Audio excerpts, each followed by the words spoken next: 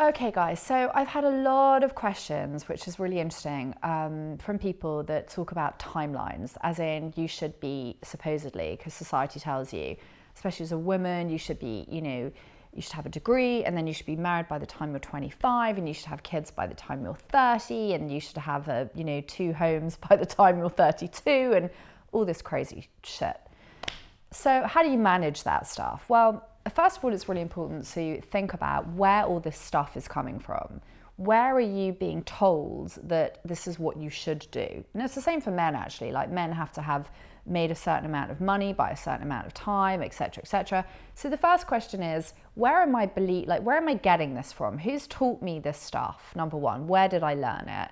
Number two, does this actually work for me today, right? Like, some people feel that the institution of marriage in 2021 doesn't necessarily work anymore.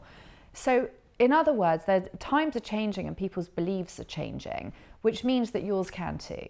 So just because you're around people that may be following that guideline of society and you're not, it doesn't mean that you're less than or not good enough. It just means that that's what they've chosen to do, and that's their timeline and that's their life. It doesn't mean that your life isn't good enough. What is really, really important is A, stop and think about, as I said, where did you learn it? B, ask yourself, does this belief actually work for me? Like, for example, you could be saying, I know that society is telling me I should be married by the time I'm 25, but actually I'm 27 and I feel really great in my life and I've got a great job and I've got amazing friends and I'm quite happy. In which case, you're doing really, really well. So question the belief about what is all of this?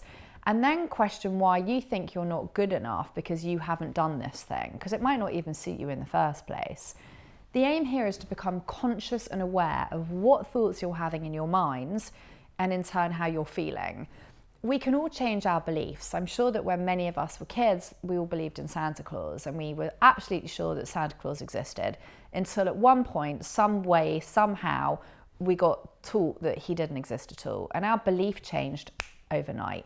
And you can do the same today as an adult with loads of different things. You have to just want to, and you have to be conscious and aware enough to push yourself in your mind to see how to do it differently. But it's totally possible.